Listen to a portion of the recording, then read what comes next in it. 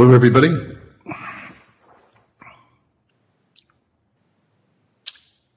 My name is Ray Pettit, Executive Director of the Master Science in Business Analytics program. Thank you so much for being here.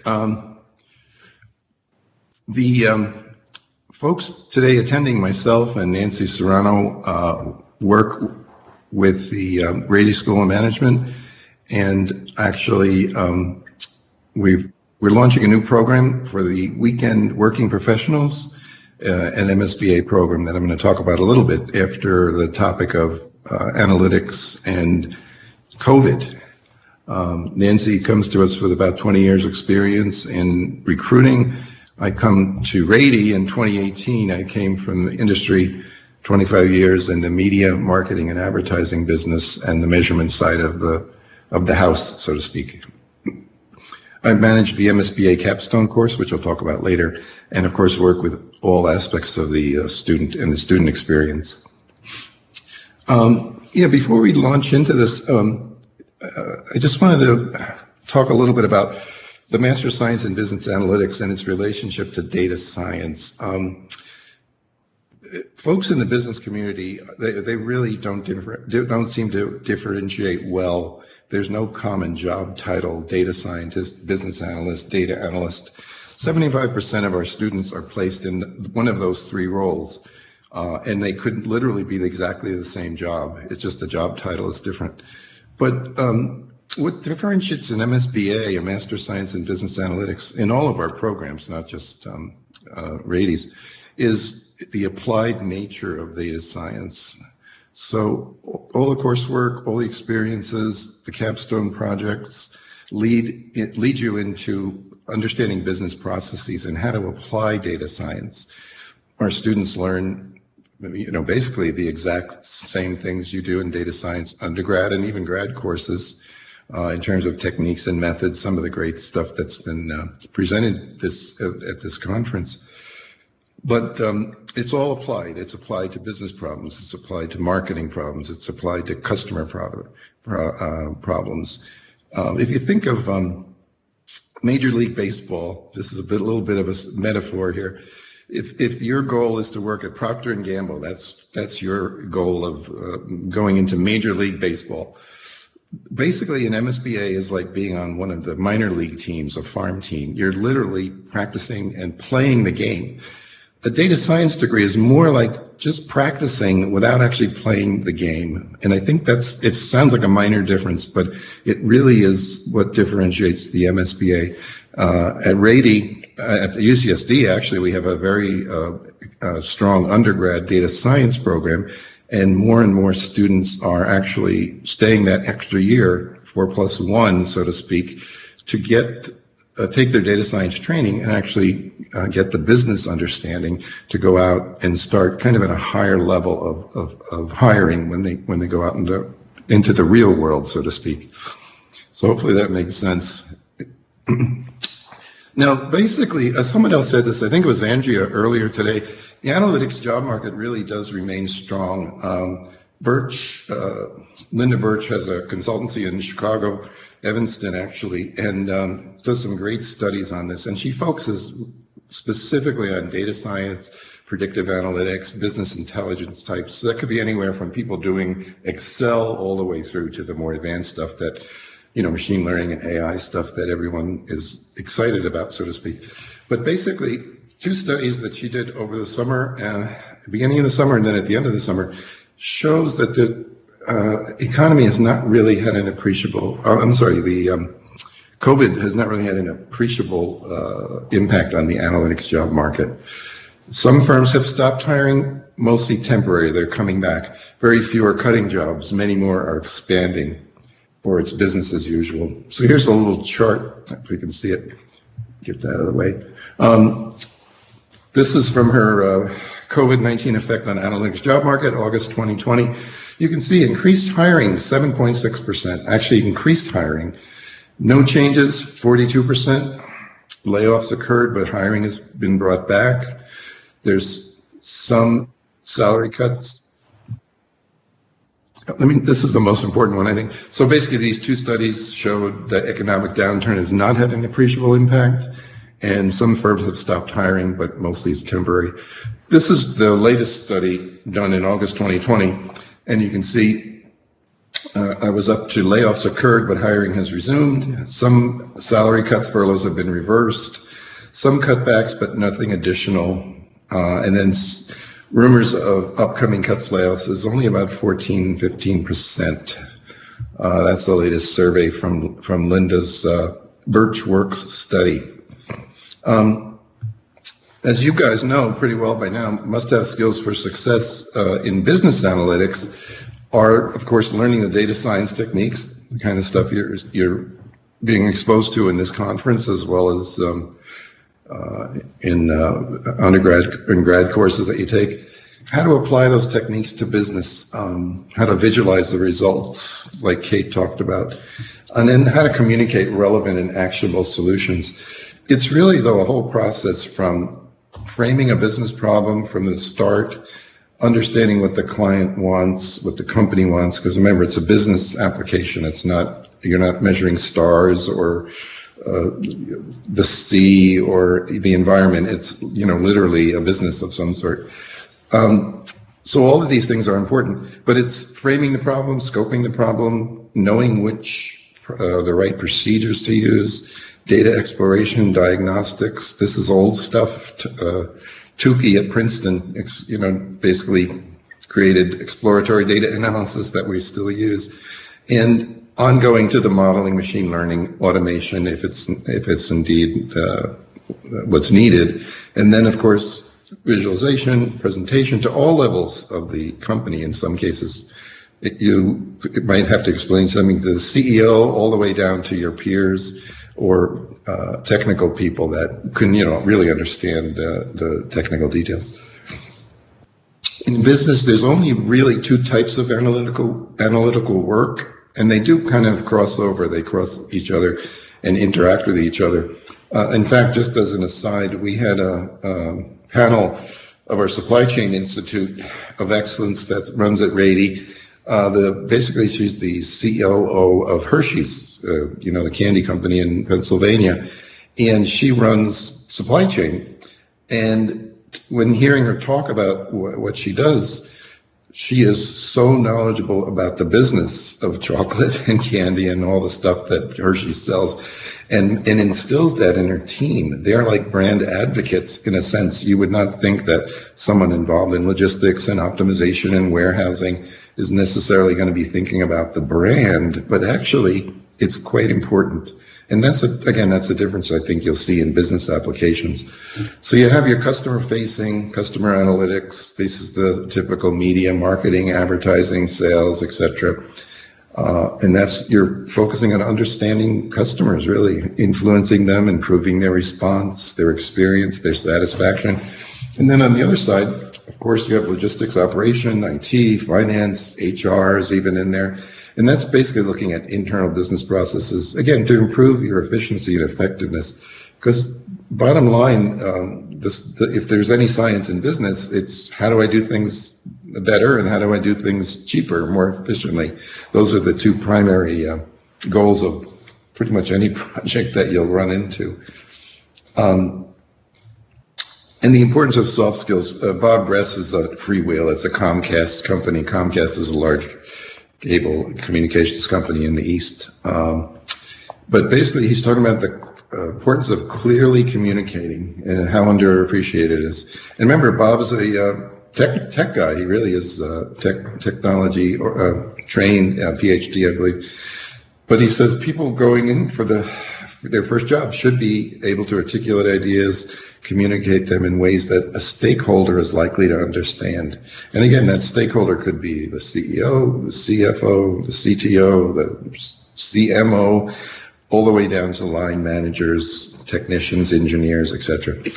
And part of what an MSBA, I'm sure all our programs do, there's a lot of fine programs in the world actually, learning what is a valuable problem to solve, how to ask good questions, and basically solve problems creatively are similar and adjacent skills.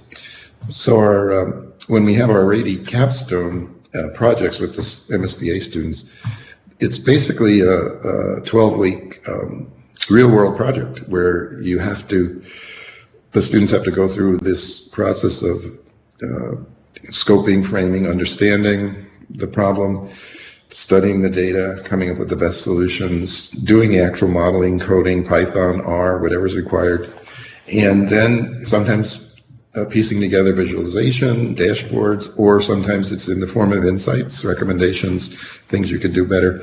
And the best projects are the ones that the companies gain real value from and actually would use in their business. And that's happened a couple of times with our projects. And doing a capstone like a real world project also starts a pipeline of success. It leads to internships and jobs. And smart companies, I can't name them for confidentiality purposes, but smart companies are using the capstone as a way to get to know students, see what their skills are, see what they can do, so to speak. And oftentimes, if it's a project that's going to continue, they'll keep all or some of them on as interns. We usually do teams of 4. And then they'll hire a certain number, depending on the size of the company and the frequency of hiring. But it becomes a natural pipeline because they know if they hire a data scientist with undergrad, which is fine, I'm sure, a very smart person, they know they're going to have to put a couple of years of training into helping them understand the business. Whereas MSBA, because of the nature of the curriculum, the courses, the way they're set up, and again, this capstone process, the students are ready to go from day one. And it's really become, I think that's why it's become such a popular area for data science application and people's interest in it. So Radius started, we have a full-time program like many other UC schools. We're rated 10th in the nation in the latest rankings that we pay attention to, 21st in the world. And all of our programs are slightly different. We were the first to launch in the UC system, and then all the others followed. So we did a lot of research in the background. If you're able to watch our little video at the booth, the professors that actually created the program are on that video and they explain what they did. But we decided to launch a flex weekend. That just means it's a program for working professionals. As far as we can tell, there's no other program like this yet. I'm sure the other UC campuses are thinking about it or are planning it. There's lots of online certification. There's lots of even online MSBA degrees, data science degrees as well. But to get a top-ranked education while you're still working, we felt was worth exploring. So as I mentioned, we're really the only one in Southern California. Our research has shown that with a weekend program, actually every other Saturday, with options for remote to be involved, it'll be included as well.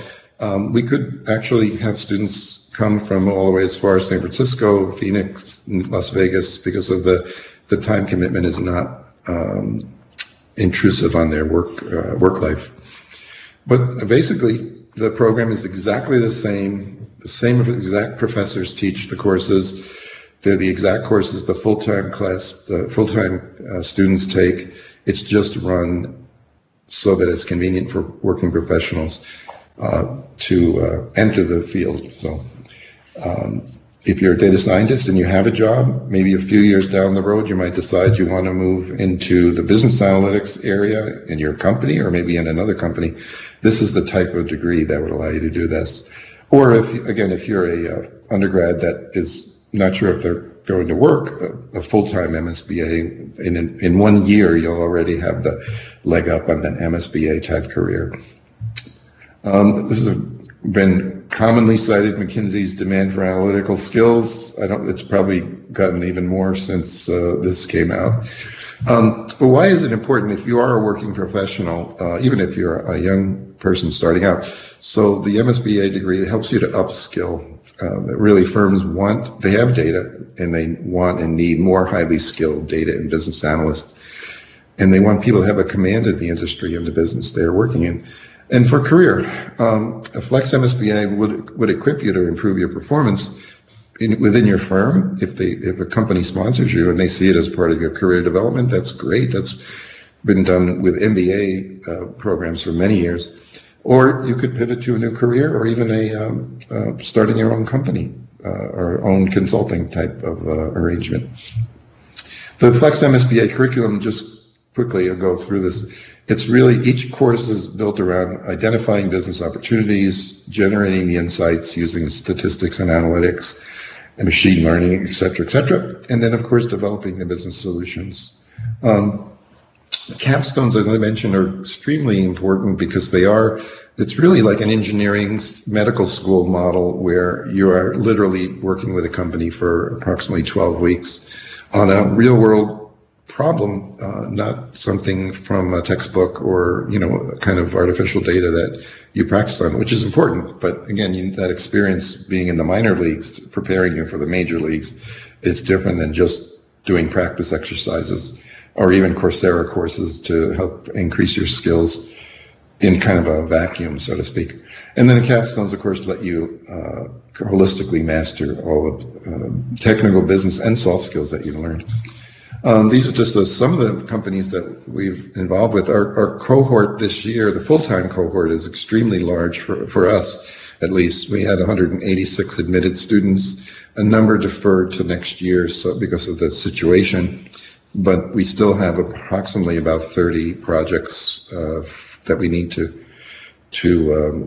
source and field, and these are some of the companies that are being proposed, and there's many others actually, but these are some of the major ones. And again, these are some of the companies, I don't want to say which, but these are some of the companies that are using this capstone as kind of a pipeline to an internship and then even a job in many cases. Again, the larger companies have a more frequency of hiring, but sometimes a small company needs just the right type of person, and that can happen as well. We've done a bunch of projects. This is kind of overkill, but everything has a predictive component to it. So it's going to be using multivariate analysis. It's going to be using cluster, all the stuff you've talked about, testing, experimenting, tuning the models, XGBoost. I mean, you can go on and on. It's a way for the students to demonstrate what they've learned in the program, how they applied it, and how the company benefited.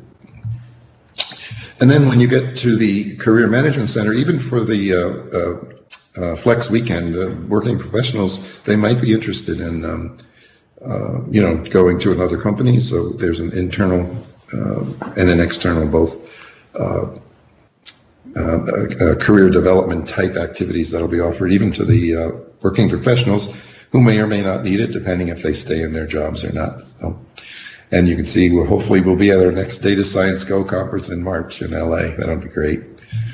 So at this point, I'm going to see if there are any questions. Not sure exactly what the time is because I lost, it's about 5 minutes. Happy to answer any questions, or if you just want to sign off and give people some free time, we'll be at the booth for the next hour. And thank you very much for the time. Well, thank you so much for that awesome presentation, Raymond. I know that everyone was just hanging on to your every word. We do have a couple of questions that are coming in. I hope you don't mind me forwarding them on to you. Sure, absolutely. We have a question that states: as a recent graduate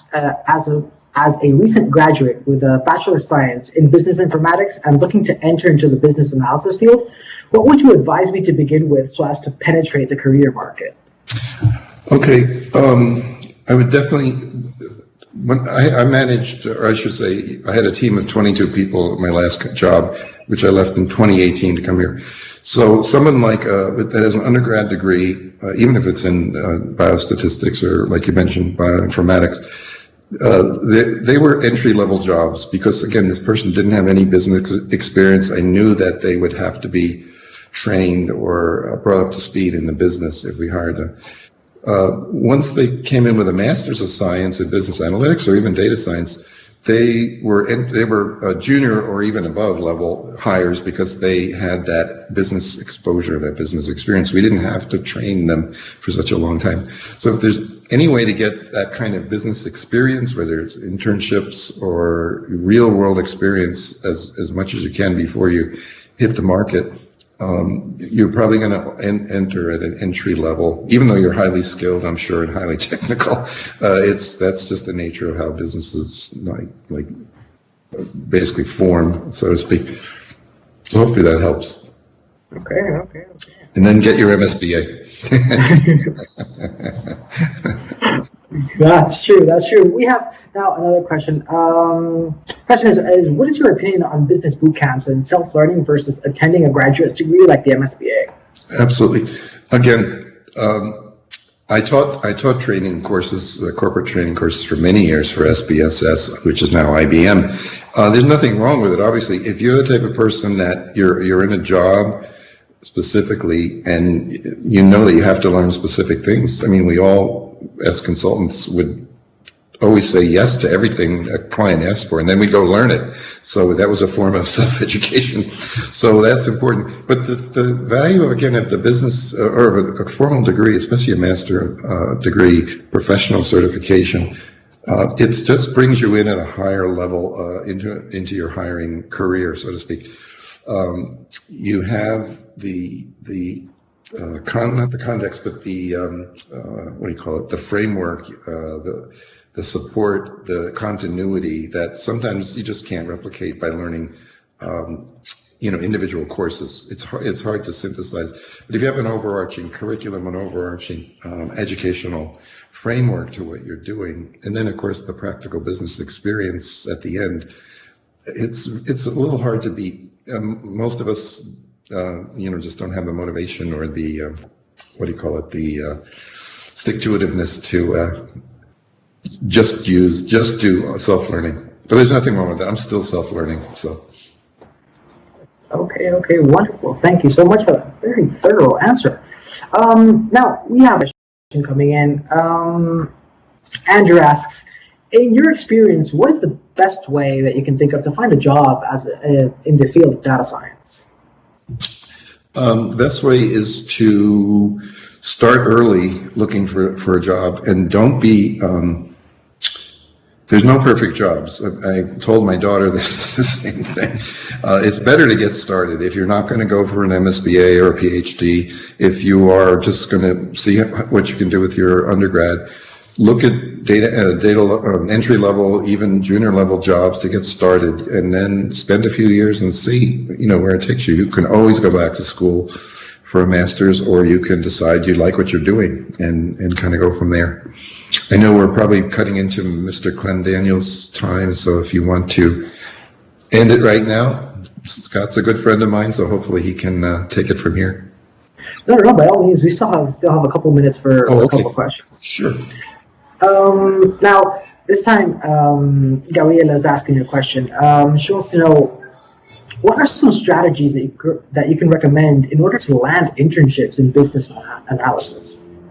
Well, again, I think like our program and others, I'm sure their MSBA and data science programs have this, that capstone is critical. If you can get in a program that has that continuity, it becomes a pipeline where you can go take your capstone project with the company you work with and leverage it into internships. It's almost like a natural flow. And more and more companies are just doing that because they see the value of it. They don't have to train people. They get to know them. It's almost like a vetting process where it's more like an apprenticeship. So if you can find something along those lines, that's the best way to do it. Otherwise, you're just, hit and miss. Of course, tap into your career services. I don't know what school she's at, but, they might have, ways of doing it, but we've just been very lucky and happy with the capstone kind of pipeline idea, and more firms are picking up on it, so that's good. Okay, great. Thank you so much. Now we have a question coming in from John. John is asking, I worry that once I graduate, I won't be able to find a job. What do you recommend me to do if companies tend to hire only people with experience? I don't think that's as much of an issue as it might be a big worry, but just as an example, we're placing virtually every student every year. Some students do go back to China or India, and we kind of lose track of them, but of the students that we know, they're all getting positions or internships or jobs. I don't think it's as companies are hiring all types of people. And I know we hired, as when I was working at ComScore, we hired folks straight out of school. We hired people with experience. It's not as dire, and hopefully the research I showed, about the analytics jobs, companies need people like data scientists and business analysts, so they're not going away. I would just be very, what's the word? Don't give up. All right. Easy for me to say. All right. That's solid advice. I think we have time for one more question. This one coming in from Kevin. Kevin is asking, how have you mentored professionals to understand the connection points between operational and strategic business to build teams and have a real impact on organizational change? I'm looking to pay it forward to the younger generation. Yep. So what we do, we actually do that in a couple of ways in the curriculum we have. So we have communications and strategy and decision making and operations classes, and they often overlap with each other so that they're cross-informing the students. But the biggest thing is when, again, the students go into their capstone, each team is supervised by a faculty member, myself or others, a engineer, IT engineer, data scientist from engineering school, and a communications strategy person. So we're advising them. Each team has their own advising group that's taking them through that. So that's the best way to do it, is to get that hands-on experience and application. But we're definitely cross-informing and cross-teaching, so to speak, to bring those things together. Okay. Well, wonderful. I think that's pretty much all the time we have for the Q&A. Once again, thank you so much for that presentation, Raymond. FYI, if anyone just joined, I suggest you catch up with a friend because what you just missed was very insightful. It's been a pleasure. It's been a real pleasure hosting you, Raymond, and I hope to see you soon. Thank you so much. Goodbye, everybody.